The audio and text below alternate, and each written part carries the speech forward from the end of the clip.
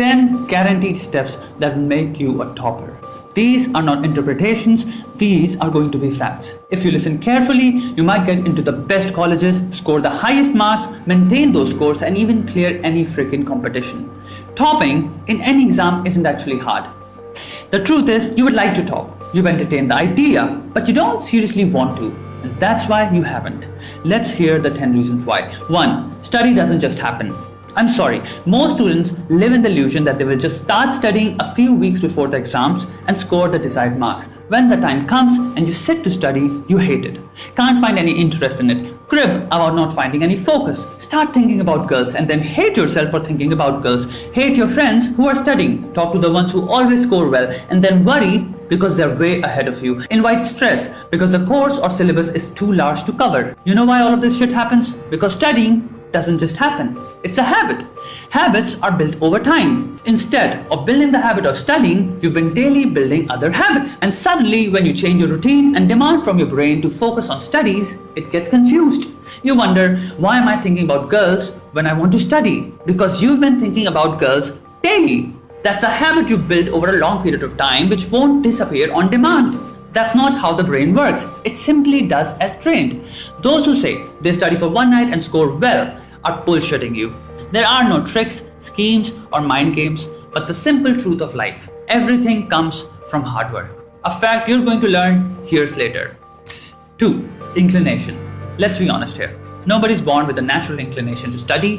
What we want to do is play games, have fun with our friends, get loads of girlfriends, look incredibly good, and have women dying for us. Show off to everybody, become famous in school or college, have rolls of cash lying around, get cars, drink all day, do drugs, and possibly date porn stars. At that age, that's how guys think. We are dumb as cattle.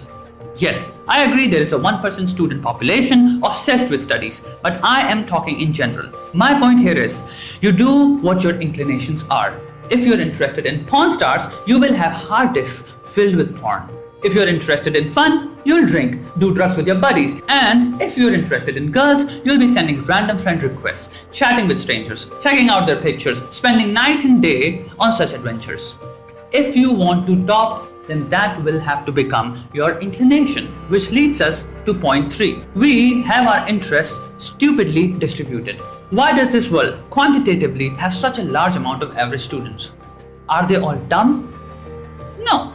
According to me, most people are dumb because they choose to remain dumb. It's not an affliction. You have to understand, to get better in anything, the one and only thing you need to do is practice. Practice in itself includes hard work. And it's not that you aren't practicing. Oh yes, you are. But they're all stupid, useless things. Why? Because you haven't consciously chosen anything in your life yet. You're chasing girls because you're a sexual being. Sadly, falling in love and craving sex are just hormones screwing with your mind. More than half of your other interests are tied with social anxiety, approval, and herd instinct. To be part of a group. This is why you drink when you don't want to, try drugs, and tolerate people in your group that you hate. And lastly, there is the want to be recognized, appreciated, to be a social hero, which you're going to translate as being cool. All of this might sound a little boring to you, but you know why I'm telling you this? It is because none of the things that you're doing are chosen by you. Every guy at your age does the same shit, goes through all these phases, gets his heart broken, and then emerges confused in life. Why do you think older men or guys always say, "Beta, tumhari umr mein humne ye sab bahut kiya hai"? Because they actually have. They're not saying it to be cool in front of you. They are stating a fact. Being cool in reality is actually being like everybody else. Sadly, there is nothing cool about being cool because everybody has already fucked their lives trying to be cool. But you are in luck because none of those guys had someone like me explaining this shit in the manner I'm explaining it to you right now. So listen carefully. Whatever you're doing, which you may think is unique and cool, it isn't. All your current interests aren't chosen by you, at least not consciously, unless they're artistic or creative. So make a conscious choice. Choose studying as an interest. All the really cool people, the geniuses, the ones who are immortal, they all made this choice. So I'm just saying. 4. Impulse versus resolve. The problem with most of you is not that you don't plan or want to study, but whenever you decide, at the last moment you do something else. In simple terms, you have too many distractions around you in forms of people. You're about to study, but some friend comes to your place and then you spend hours chatting with him. You're studying, you receive texts in groups from friends, you get tagged online, you are involved in all sorts of bullshit. You're hearing too many stories every day. Stories about girls, stories about fights, about some cool guys you want to be like, about what he did and what that guy did and this guy. The funny part is, you don't even think about it. Man, they're my friends. They will never qualify as time waste. Their problems are my problems. We are pros. Why do you think people who actually crack the IITs and IIMs shut themselves in a room, only interact with those with similar pursuits and aren't really active on social medias? Because one word, priorities. I've said this before, and in thousands of years to come, this will remain unchanged. Priorities is what leads a man to glory and similarly to destruction. If girls, porn, gaming, drinking, drugs, and fun with friends are your priorities, you will most probably meet the latter. 5. Your life isn't planned. It's no mystery. You have filled your life with losers. You're getting affected by anything happening around you. So I need to tell you this. Your parents are right on this one thing. You need to plan. In order for planning to happen, it requires isolation, research, self-questioning, self-estimation, recognition of the goals, period of time, scheduling, routine building, time wasted, scanning the sources of time wastage, capacity to work, and the work to be done. All these things get automatically figured out by simply sitting down and planning. I hope you better start doing it as soon as this video is over. 6. You believe in living in the moment. We all want the best for ourselves, but the best often has two definitions: best for you and best for your life. At a given time, many things can be best for you, but not best for your life. For example, I have a friend who is a womanizer. He goes from one girl to another, as a result, wasting a lot of time. To him, it was the best thing, dating all these hot girls. As years passed, he found out that he had ruined his career, was nowhere close to the position he had envisioned, got severely depressed, the girls left him for better guys, and now he's single and broke. Another example is all those guys who talk to their exes to feel better. Because talking to that person helps them with their depression or heartache doesn't mean it's the best thing for their life. It's the opposite. But because it actually helps, it becomes the best thing for them to do in the moment. Let's apply this on you. You actually know the best things for your life.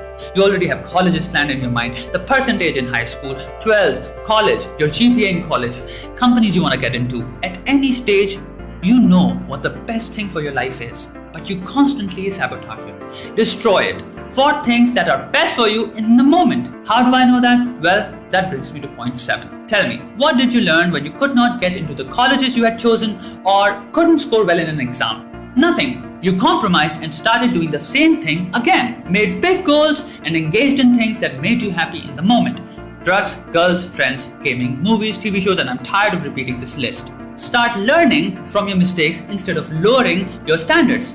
In any educational systems, we have exams, tests, reports, and assessments of our performance several times a year, which clearly tell us if we are meeting our expectations or not. Now let me tell you this. Your expectations are the most accurate and incredible assessment of your abilities done by your mind. So if you underperform, instead of accepting the results as your standards, learn what the mistakes were, where you lagged, and what you need to focus on. 8.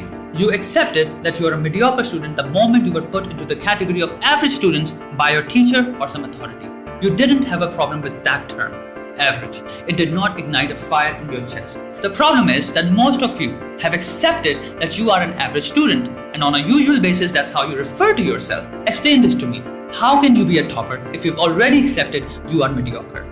When you make this admission, you simply erase the possibility that you can score the highest or even among the highest. You look for average colleges and institutions. You set your bar down. You start aiming low. Look for average firms. Accept yourself as a middle class earner. Aim for middle class luxuries.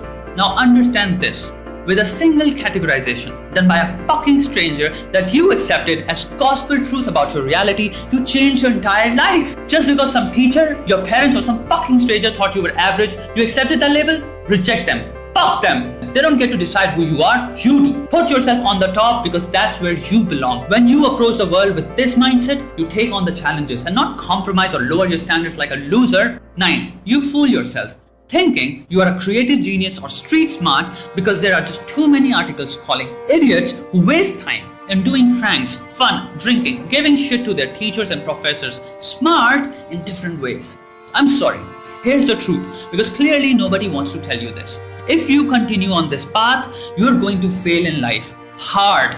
And that nerd in your class you call a dumbass for always studying is going to get a great job, marry a motherfucking hot chick, drive a great car, and have a great life.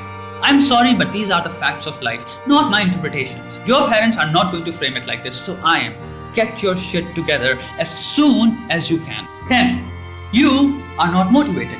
And in long term, nobody can help you with that. This is the truth. You know why? Because it's your life. We can tell you how and why.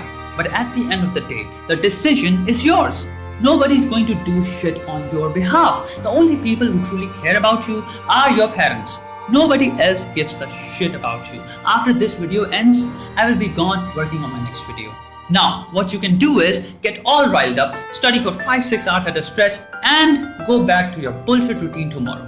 Or you can really apply what the 10 steps are saying, the 10 habits, the 10 do's and don'ts, and carefully plan ahead. Change your life, build a routine, come up with your own ideas, stop latching on to others for help. Become cautious about your life, cautious of whom you're inviting, dating, befriending. Like I said in my first point, it's hard work, but brother, if you want to be at the top, you will have to start doing what none of the others are doing.